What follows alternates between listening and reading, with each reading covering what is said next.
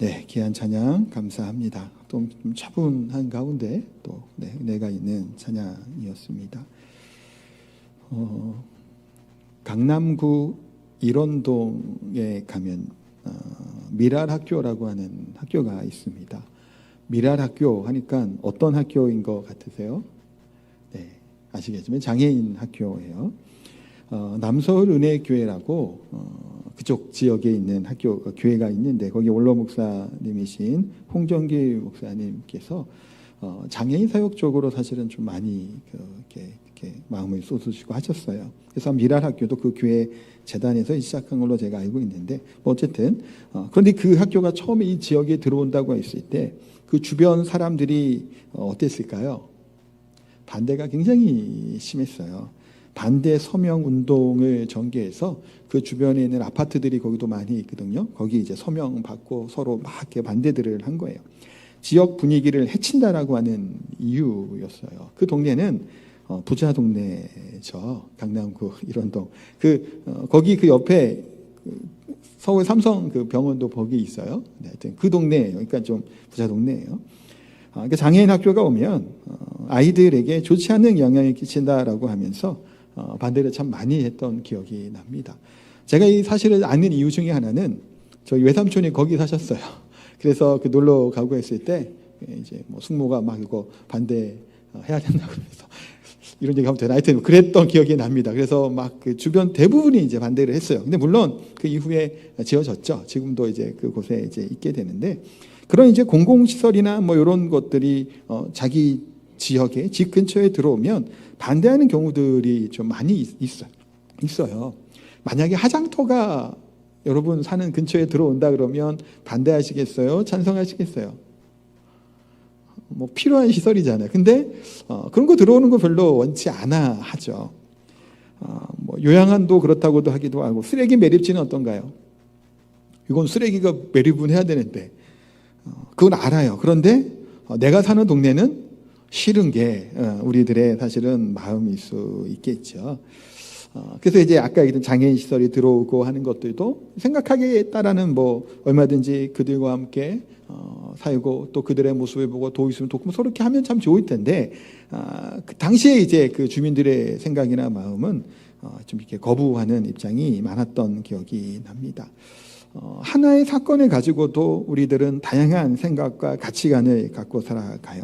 신앙의 모습에서도 때로는 그렇죠. 어떤 분은 교회에 와서 눈물을 많이 흘리며 기도하는 분도 있죠. 기도할 때도 큰 소리로 기도하는 분도 있고요. 또 어떤 분은 교회에 와서 항상 즐겁고 싱글벙글해요. 그런 모습으로 밝은 모습으로 교회에서 봉사하고 섬기는 분들도 있습니다. 또 어떤 분은 항상 근엄한 얼굴을 하고 계신 분도 있죠. 더 문제인 것은 언제나 무표정한 분도 있다라는 겁니다. 여러분들 얼굴은 어떤가요? 거울 한번 지금 보시겠어요? 어떤 표정을 짓고 이 자리에 나와 계신지. 더 문제다라고 얘기하는 것은 오늘 본문에 예수님께서 한 비유를 들으면서 설명해 주신 부분이 나오잖아요. 어떤 부분 비유를 들어주시나요? 아이들에 대한 비유를 지금 하고 계세요. 요즘 아이들은 뭐하고 놀까요? 요즘 애들 노는 거. 보통 이제 핸드폰 갖고 놀죠. 특히 주일날은 애들이 핸드폰 많이 봐요. 우리 교회 애들도 보면 붙잡고 살더라고요. 그거 뭐 이렇게 하여튼 집중해갖고 그렇게 살고 어떤 애는 제가 몇 번 그러지 말라고 하는 애가 있는데 핸드폰을 여기다 갖다 놓고 보더라고요. 아니 저는 이렇게 보이는데 얘는 이러고 어떻게 보이는지 모르겠는데 보면 빨려 들어가는 거죠. 애가 보인대요. 저희 아들도 좀 가까이서 막 보는 거예요. 그래서 야, 너 안 보여서 그러냐 그랬더니 그건 아니래요. 이렇게 봐도 보이는데 몰입이 되나 봐요. 점점 이렇게 가까이서 이렇게 보더라고요. 그렇게 애들은 놀아요. 근데 사실 과거에는 어떻게 놀았나요? 저도 저 어릴 때 뭐 이곳저곳 이렇게 밖에서 많이 놀았는데 예수님 당시에 이 어린아이들이 노는 것 중에 대표적인 것도 두 가지를 예수님이 소개를 해주시는 거예요. 뭐 하면 노는 건가요? 어른들 흉내 내는 거예요. 사실은 하나는 뭐 결혼식 놀이 아니면 장사하는 놀이다가도 이제 해석하는 경우들이 있어요. 뭐 결혼식이든 장사를 하는 거든 피리를 불면 이렇게 춤추고 같이 노는 거예요. 하나는 장례식 놀이와 같은 걸로 이제 합니다.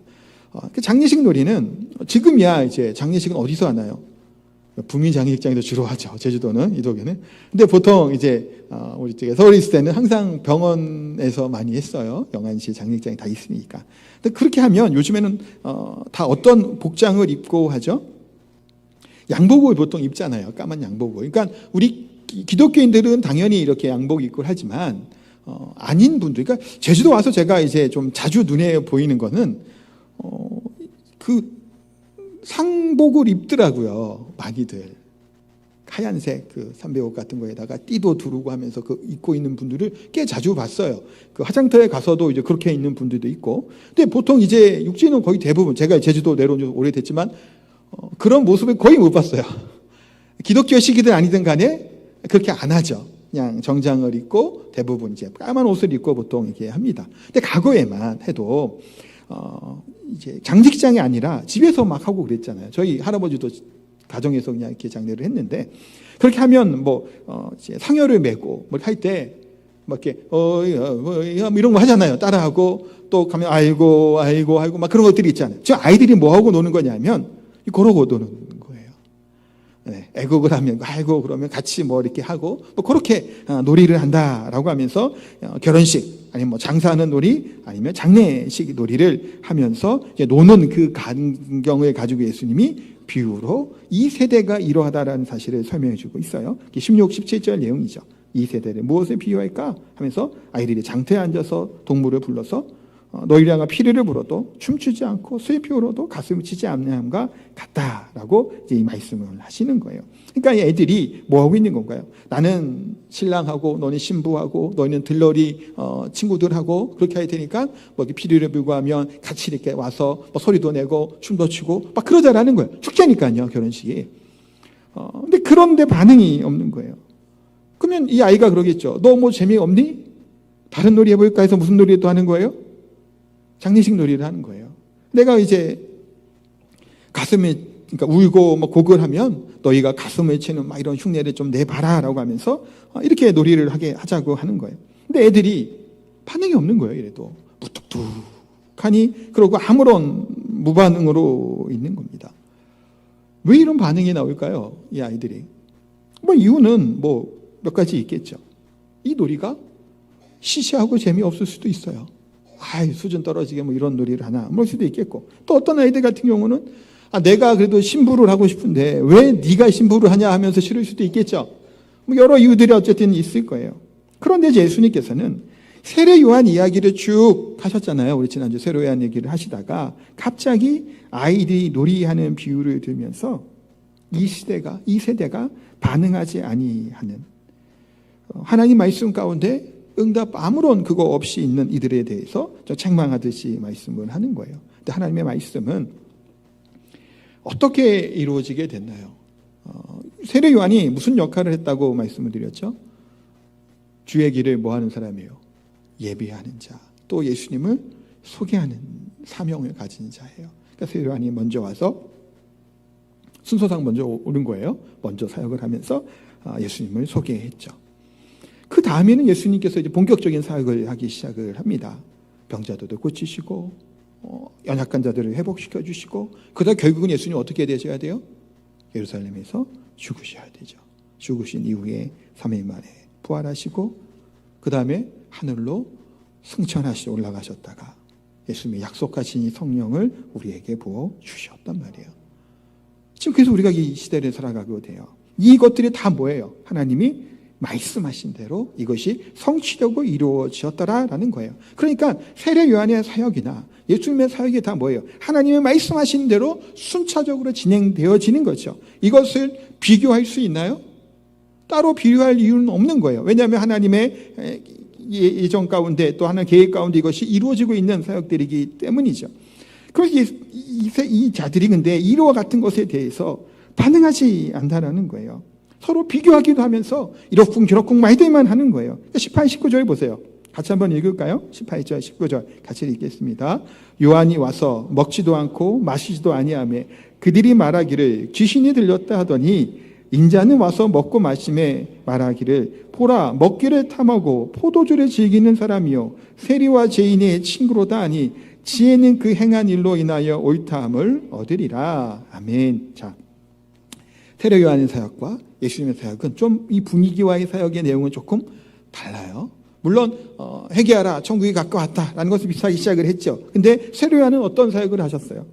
죄에 대해서 강력한 책망과 회개를 외친 거예요. 그래서 세례 요한은 이들을 향해서 그 무리들을 향해서 사정없이 그냥 막 이런 닦아 세운다는 말 아시죠? 그런 말씀을 목사님들 그렇게 막 들여치는 거예요. 그래서 회개하고 하고 또 바리새인이나 서기관들 그렇게 구경하러 오고 막 별 마음도 없는 사람들에서 뭐라고 외쳐요? 이 독사의 자식들아라고 외치는 거예요. 그러니까 이거는 뭐야 하면 그렇게 외치는 거예요. 그런 이 세례 요한의 강력한 이 메시지와 회개를 외치는 이것들을 듣고 많은 사람들이 때로는 어떤가요? 좋아하고 따랐어요.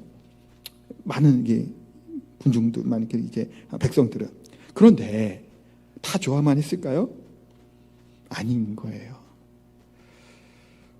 세례 요한을 좋아하는 이유는 어찌 보면 깨끗함과 금욕적인 것, 욕심이 없죠. 청빈한 그런 삶의 모습들. 지금 이 시대도 그런 사람들, 청빈하다라고 하면 존경하고 좋아하는 경우들이 많잖아요. 그래서 때로는 그런 척하는 사람들이 있잖아요. 어떻게 형편이 이런 척, 막 이렇게 구두가 닳도록 신고 옷이 헤어지도록 신고 막 그렇게 하는 척하는 경우들이 있어요.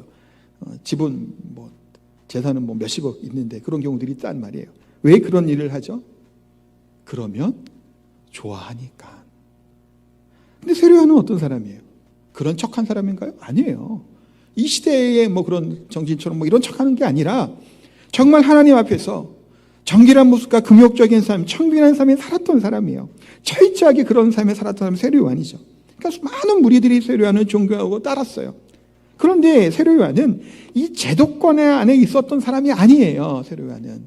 그러니까 이 얘기는 서기관이나 바리새인이나 뭐 제사장들 같은 그의 부류에 들어가지 않았죠. 그러니까 그들이 볼 때는 세례 요한이 어떻게 보이는 거예요? 못마땅한 거예요. 그래서 세례 요한을 뭐라고 불렀다고요? 미친놈이라고 저거. 그렇게 여겼다라는 거예요. 너무 금욕하니까 저거 왜 이렇게 저런 짓 하냐? 미쳤다고 얘기하는 거예요. 반대로 예수님은 어때요? 너무 어찌 보면 다르죠. 예수님은 제자들에게 많이 기도하라고 막 하셨을까요? 예수님이? 본인은 기도 많이 하셨음에도 제자들을 막 같이 데려가서 기도하고 그러지는 않잖아요. 또 막 금식하라고 막 하셨나요? 아니에요. 앞에도 우리 금식 논쟁 봤었죠? 금식 안 해요. 안식일은 세례 요한처럼 막 지키지 않단 말이에요. 다음에 보면 이제 밀 이삭 자른 사건도 이제 12장에 보면 나와요. 안식일의 주인은 인자다라고 막 얘기하시고 또 예수님은 누구랑 지금 막 어울려 계셨어요? 죄인들이요. 세리와 창기들 그들과 오리고 포도주를 마시고 함께 즐겨 하시는 거예요. 그러니까 예수님에 대해서 뭐라고 얘기해요? 먹기를 탐하고 포도주를 즐기는 자고 죄인들의 친구다라고 하면서 예수님을 정죄하는 거예요. 예수님에 대해서는 경건하지 못하다라고 얘기한 겁니다. 그러니까 유대인들이 볼 때는 세례 요한은 너무 이렇게 올곧죠. 근데 죄를 책망하고 막 그렇게 하니까 이게 싫은 거예요. 예수님은 너무 세속적이다라고 여기면서 이제 예수님에 대해서도 비판을 하는 겁니다. 그래서 그들은 세례 요한의 회개의 세를 받지도 않고 그것도 거부하고 예수님이 하나님 안에서 누리게 되는 참된 기쁨의 은혜들을 베품에도 불구하고 그것을 거절한 거예요. 그러니까 이들은 원하는 것은 뭘까요? 그럼 뭘까요? 왜 이렇게 비판만 하나요? 자기 나름의 신앙이 있었죠. 어떤 분들은, 어떤 부류들은 자기가 공로를 쌓고 의를 쌓아서 뭔가를 하고자 했던 사람도 있었을 것이고 또 어떤 부류들은 자기 민족이 이스라엘이라고 하는 유대인이라고 하는 자부심을 그걸 갖고 살아가는 사람도 있었을 거예요. 어떤 부류들은 로마와의 전쟁에서 나라를 되찾고자 하는 열심당원 같은 사람들도 있었던 겁니다. 이런 부류의 사람들이 자기의 소견에 옳은 대로 생각을 한 거예요. 세례 요한도 또 예수님의 말씀도 반응하지 않고 자기 뜻대로 자기 생각대로 살아가며 비판만 일삼았던 자들이 이 세대의 사람들이었다라고 말씀하고 있는 거예요. 여러분, 하나님의 말씀을 들으면 우리가 어떤 마음을 갖게 될까요? 제가 이번 주 수요일 날 이제 아마 설교할 때 할 내용이기도 한데 잠깐 언급을 할 부분이 뭐냐면, 언제 예수님을 믿는 게 가장 좋을까요? 어릴 때, 아니면 한창 청년 때, 아니면 나이 들어서, 마지막으로 죽기 전에. 어떤 사람이 그런 얘기를 했다는 거예요. 죽기 전에, 숨이 꽉 넘어가기 전에 예수님을 믿고 죽는 게 가장 남는 장사고 성공한 거라는 거예요. 예수님 우편에 있었던 십자가에서 얘기하는 겁니다. 그 강도처럼 죽기 전에 믿는 게 가장 좋다라는 거예요. 그래야 내가 이제 마음껏 이 상에서 살다가 또 구원은 구원대로 받고, 이 삶은 그냥 편하게 나가고 싶은 대로 살아가고, 그것이 가장 그렇다라는 얘기들을 합니다. 어떤가요? 솔깃하신가요? 혹시 여러분 중에서 그냥 떠나 있다가 그래 나중에 예수님 믿어야지 하는 생각이 계시나요? 근데 그건 아니에요. 자, 보세요. 생각해 보세요. 말씀을 우리가 듣고 하나님을 또 만나고 그 은혜를 받으면 어떤 반응이 나오냐면 내 멋대로 살아온 것에 대한 애통이 나와요. 제가 언제 신앙생활을 제대로 했냐 하면 고3 때였어요. 그래서 제가 이제 신학을 하게 된 건데, 교회는 언제부터 다녔을까요? 초등학교 2학년 때부터 교회는 다녔어요. 또 우리 할아버지 할머니도 다 오랫동안 신앙생활 했던 분들이니까 제가 이제 3대거든요. 그러니까 교회는 다녔어요. 근데 교회만 다닌 거지 신앙과 믿음은 전혀 없었지 다녔단 말이에요. 근데 고3 때 좋은 친구들 만나고 은혜를 받고 해서 제가 그때 신학도 하게 되는 가정인데, 그러면서 제가 이제 대학교를 가고 교사도 하고 이렇게 전도사로 하면서 가장 제가 안타까웠던 것 중에 하나가 언제였냐면 제 학생 때 시절이었어요. 중학교, 고등학교 때. 내가 왜 그렇게 살았을까? 그게 내내 제 청년 시절에는 좀 괴롭기도 하고 때로는 너무 좀 안타까웠었어요. 그래서 제가 교사를 할 때도 학생부 교사를 청년 때는 좀 많이 했고, 그 학생들을 보면 나는 그때 그냥 아무 생각 없이 교회 다녔지만 이 아이들은 정말 예수님을 만나고 그런 믿음을 살기를 바라는 마음이 막 간절했어요. 사실은 전도사역 때도 사실은 그때도 그랬었고, 그렇게 이 아이들이 요때에 나는 못했지만 그러고 싶은 거 아쉬운 거예요. 후회도 되고 내가 왜 그렇게 중학교 시절을 보냈고 고등학교 시절을 보냈을까? 그런 애통함이 나오게 되는 거예요. 그러니까 하나님을 만나게 될 때 이 죄의 더러움과 이 하나님의 거룩 훼손한 내 삶의 모습에 대해서 가슴 아프고 애통하고 비참한 건에 나가게 되는 거예요. 내가 죽기 전에 믿었으니까 잘 살아왔다가 내가 마지막엔 구원받는, 그게 아니라고요. 착각이요. 그런 심정과 심정이 나타나게 돼요. 애통함이 나오는 거예요. 옛사람의 장사 지내는 사건이 나오는 거예요. 내 이전 것은 죽고 새 사람이 되었으므로 이 세상의 삶의 모습이 어떠한지를 깨닫게 된 이 비참함과 슬픔이 몰려오는 거예요. 그 애통함이 나와요. 애통함이 예수님 자녀로 만나면. 근데 그것으로 끝나나요? 아니죠. 참된 복음으로 인한 회개한 이후에 슬픔과 이 두려움에서 끝나 하나님 자녀로 다시 태어났던 이 복음의 기쁨과 즐거움을 마음껏 누리며 살아가게 되는 거예요. 이것이 은혜 받은 자의 모습이죠. 애통함이 있지 아니하고 눈물이 있지 아니하고 내가 구원받은 하나님의 백성의 은혜를 누릴 수 있느냐? 그럴 수도 있으면 모르겠지만 그렇게 단순히 볼 문제가 아니라는 거예요. 근데 유대인들, 예수님 당시의 유대인들은 자신들이 더 이상 죄인이 아니기 때문에 슬퍼할 것도 없고 기뻐할 것도 없었다고 여겼던 거예요. 자기가 할 것은 그러니 세상에서 성공하면 되고 다른 사람의 인정을 받으면 끝이라고 생각했던 거예요. 그러니까 이런 사람들 생각에 눈물 흘리고 애통하는 자들의 모습, 미친 거 지금 뭐 하냐고 비웃은 거예요. 또 예수님으로 인하여 즐거워 기뻐하는 자들을 볼 때는 술 취했다라고 얘기하죠. 오순절에 성령 강림 사건 때 비판하잖아요. 술에 취했고 낮술에 먹었구나라고. 그들의 반응, 지금 이 시대의 유대인들이 그런 모습이었다라는 거예요. 세례요한의 책망과 이것들을 얘기할 때는 미친놈 아니야 저렇게 얘기하는 거예요. 부모가 돌아가신 자인데 왜 울고불고 하고 있어? 왜 저렇게 기도하고 있어?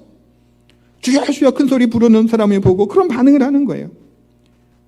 즐겁게 행복하고 기뻐하고 있으면 주 안에서 기뻐하는 것을 보고 야 지금 네가 하는 짓이 어떻고 네 가정 형편이 어떤데 지금 네가 좀 웃음이 나오냐? 라고 비판을 하는 거예요. 실제로 그렇죠. 저 또한 예수님을 제대로 만나기 전에 고등학교 시절에 정말 열심히 있는 친구를 볼 때 얼마나 비판했는지 몰라요. 너무 그 친구는 신실하고 거룩한 거예요. 저도 교회를 다니는데 그런 친구를 보니까 더 뭐라고 한 거예요. 미친놈이라고 저거. 수학여행 가갖고 마이크를 쥐고 노래를 부르자고 하는데 복음성가를 부르고 앉아있는 거예요. 그 친구들 앞에서 학교 반 애들한테서 자기는 가요는 부르지도 않고 듣지도 않는데요. 그러면서 복음성가를 부르는 거예요. 자기 옆에서 얼마나 뭐라 그랬는지 몰라요.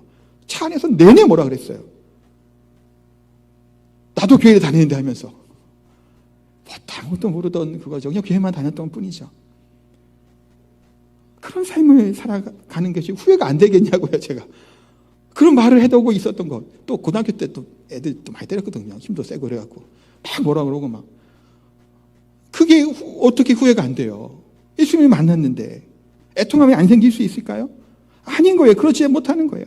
지금 오늘 유대인들이 어떤 거예요? 이걸 해도 뭐예요? 이렇게 해서 문제다고. 저걸 해도 쳤다 그래요. 금식하고 금욕하는 이것을 보고도 미쳤다 그러고, 그렇지 않고 살아가니까 또 이것은 노자판이라고 얘기를 하는 거예요. 비판을 합니다. 때로는 우리의 삶의 모습에서도 이런 모습들이 나타날 때가 있어요. 여러분들이 볼 때 저는 제 성격이 좀 과묵하죠? 그렇죠? 네. 과묵하잖아요. 이 과묵한 성격을 보고 왜 이렇게 과묵하고 말이 적고 그럴까? 아쉬워하는 분들이 있죠. 네, 조금 더 이렇게 했으면 뭐 이해합니다. 저도 좀 조금 더 그러려 생각은 해요. 그럼 제가 만약에 과묵하지 않아요. 말도 많이 하고 막 그래요. 그러면 저를 보고 또 뭐라고 할까요? 등치는 산만한 게 저렇게 좀 가볍고 사람이 어떻게 담임 목사 돼갖고 좀 묵직한 맛도 좀 있어야지 저렇게 가볍다고 얘기할까요? 안 할까요? 아니, 할까요? 안 할까요? 하는 사람이 있을까요? 없을까요? 있겠죠. 이거 있어요. 이렇게 이런 걸 좋아하는 사람들이 있는 반면에 또 이런 걸 좋아하는 사람들이 있어요. 어디 가도 말하려고 하면 해요.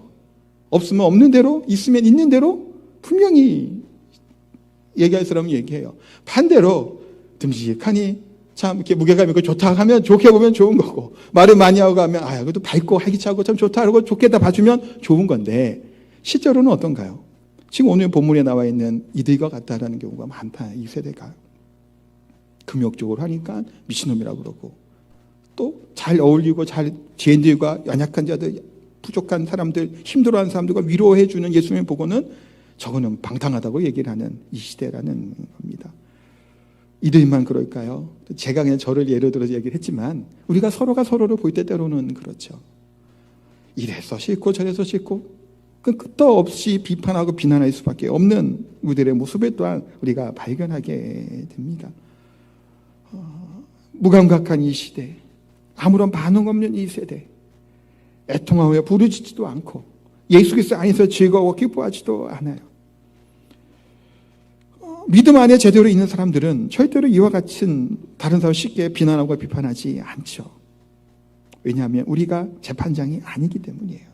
성경에서 나오는 얘기예요. 판단하지 말라고 말씀하죠. 재판장은 누구만이 재판장이세요? 하나님만이 재판하실 수 있는 분이에요. 근데 우리는 때로는 재판자의 모습으로서요.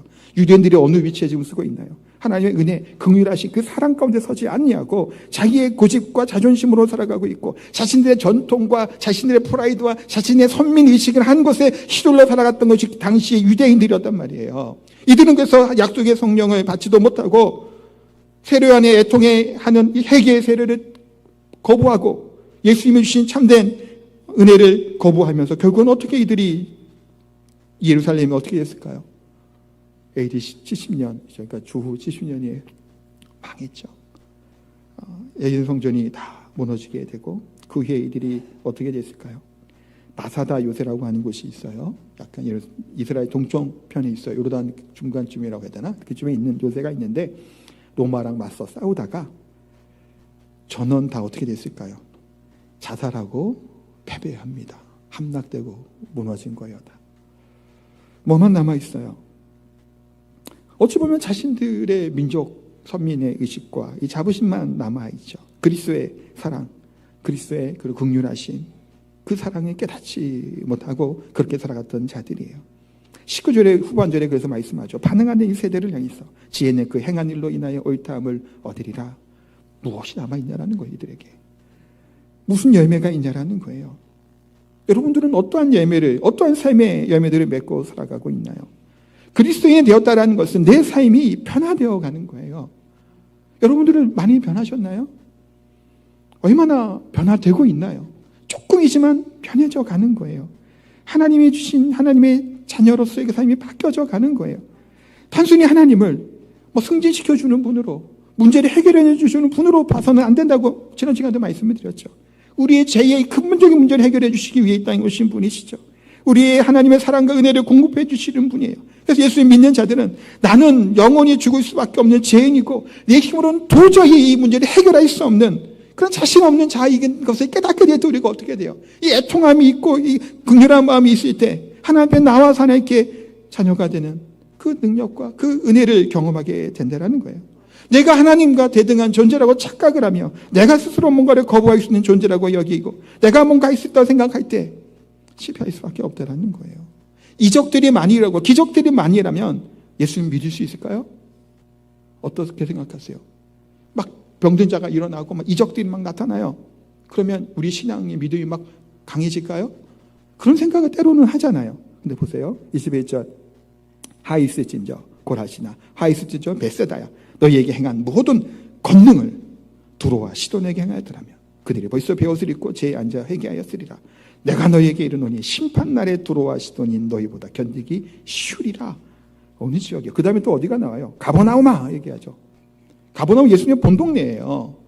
그렇게 얘기할 만큼 주로 사역했던 갈릴리 지역을 얘기하고 있어요. 지금 그 지역에 수많은 이적들이 일어났잖아요. 베세다에서 제자들도 막 부르시고 오병이어 사건이 일어납니다. 제가 여러 가지 이적들 중에서 이해가 상상이 잘 안 되는 것 중에 하나가 오병이어예요. 어떻게 요만한 걸로 계속 늘어날 수 있을까? 어떤 방법으로 좀 상상이 안 되는 이적 중에 하나예요. 어쨌든 그런 이적들이 드러난 거예요. 예수님 뭐라고 얘기하세요? 그런 이적들이 수많은 일들이 일어났음에도 불구하고 회개하지 않은 거예요. 이방 민족에게, 이방 나라에게, 도시에게 이것을 했다면 그들이 회개했을 것이다라고 얘기하시네요. 능력이, 기적이 이 무관심한 이 반응과 이 복음에 받지 않는 이것을 듣게 하겠냐라는 거예요. 그렇지 않죠. 우리나라에 복음이 들어온 지 얼마나 됐죠? 100여 년 이상 됐죠. 이제는 우리는 과거 우리 조상들보다 얼마나 놀라운 특권을 갖고 살아가는 자들인가요? 예수님을 우리가 알게 됐잖아요. 근데 대다수의 많은 사람들이 여전히 복음을 거부하고 자기 욕심에 따라 삽니다. 오늘 성경에서는 지옥에 심판이 있을 것이다라고 분명히 말씀하고 있죠. 더 강한 심판이 있을 것이라고 이제 두려운 경고의 말씀을 하고 계세요. 23, 24절도 가버나움 얘기하시면서 얘기하죠. 그래서 우리는 뭘 받은 자들이에요? 은혜 받은 자들이에요. 니느웨 성의 요나가 그들을 애써 설득하려고 하지 않죠. 망하라는 심정으로 40일이 지나면 성이 무너질 것이라고 얘기해요. 근데 그들은 어땠어요? 다 무릎 꿇고 하나님 앞에 회개하면서 돌아섰죠. 근데 가버나움은 듣지 않는 거예요. 높은 자리에 서 있는 거예요. 여러분들은 어떤가요? 어떠한 마음으로 우리가 살고 있고 어떠한 모습으로 우리가 예배드리고 있습니까? 사랑하는 성도 여러분, 복음을 들을 수 있다는 것 자체가 놀라운 특권이고 은혜예요. 우리는 너무나도 큰 은혜를 받은 자들이라는 거예요. 이 세대는 복음을 듣지 않죠. 거부하는 세대를 살아갑니다. 이상한 시대예요. 회개도 하지 않고 기뻐도 하지 않고 반응이 없어요. 반응이 오히려 비판과 정죄와 무시로 받는 하나님의 심판을 받을 수밖에 없는 이 세대를 살아갑니다. 그러나 우리 사랑하는 성도들은 그 사랑을 깨달은 자들이죠. 우리 아버지 하나님의 사랑, 예수 그리스도의 그 사랑을 깨닫고 오직 말씀에 반응하고 순종함으로 우리가 그리스도 안에서 누릴 수 있는 애통함과 더불어 애통함의 참된 기쁨과 즐거움을 누리며 살아갈 수 있는 사랑하는 성도님 다 되시기를 예수님 이름으로 축복하고 기도합니다. 우리 같이 찬양할게요. 우리 아버지 사랑 내가 노래해. 우리 그 사랑 한번 찬양하겠습니다.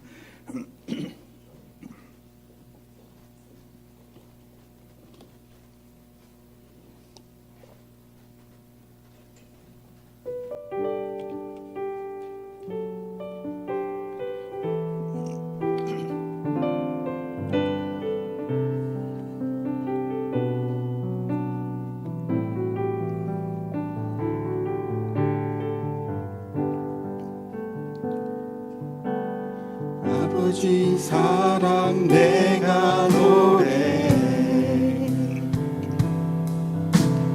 아버지 은혜 내가 노래해. 그 사랑 변함없으신 거짓 없으신 성실하신 그 사랑 상한 갈 때 꺾지 않으시니 꺼져가는 등불 끄지 않는 그 사랑 변함없으신 거짓 없으신 성실하신 그 사랑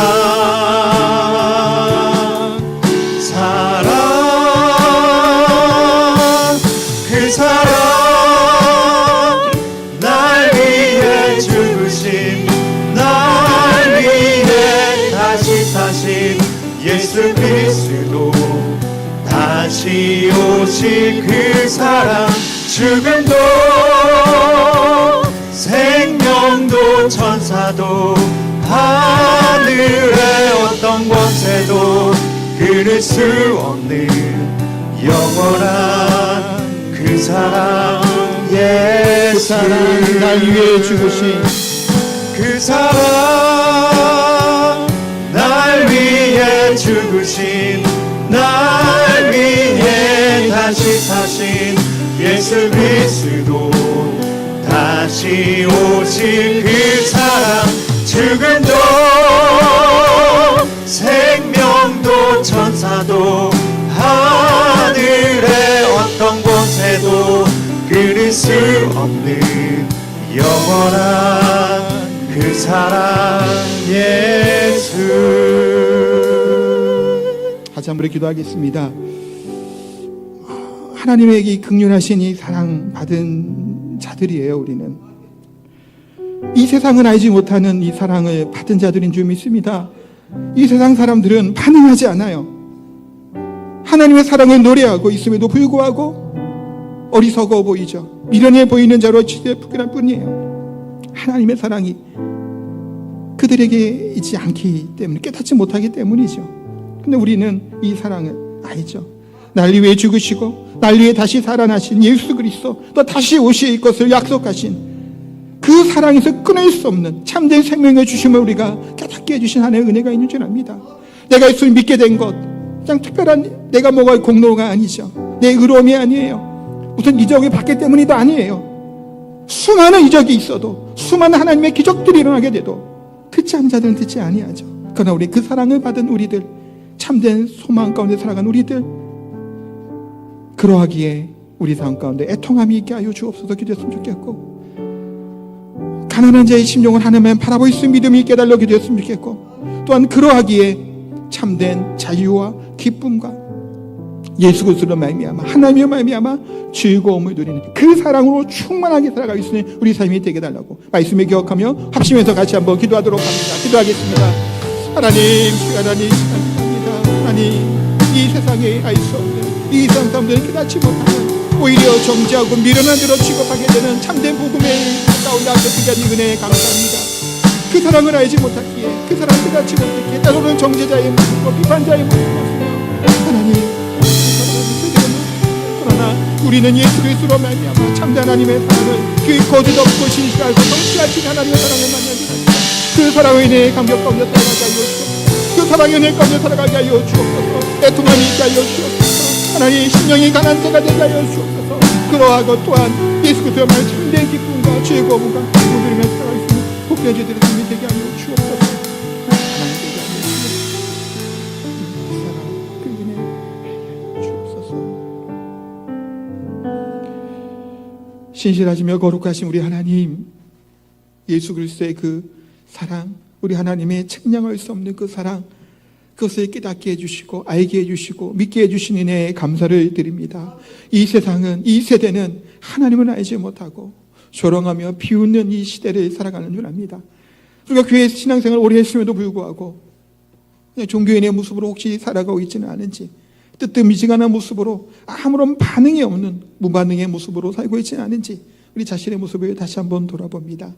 예수 그리스도로 말미암아 내 죄악과 내 자신의 돌아봄으로 애통함과 눈물이 있게 하여 주시고, 또 예수님을 생각하고 그 구속의 은혜 때문에 참된 기쁨과 감격을 누리며 살아가는 복된 저희들의 삶이 되게 하여 주옵소서. 내 죄가, 내 더러움이, 추악함이 깨닫지 못하면 예수 그리스도로 말미암아 참된 기쁨과 자유를 누리지 못하는 줄 압니다. 우리 사랑하는 모든 우리 성도들, 나 자신을 예수님으로 말미암아 이 보혈로 인해 내 자신의 더러움을 발견하게 하여 주시고, 내가 죄인임을 깨달음으로 말미암아 참된 자유와 기쁨을 누리는 우리 사랑하는 성도들 다 될 수 있도록 은혜 베풀어 주옵소서. 또한 귀한 예물 감사의 마음을 담아 하나님께 올려드립니다.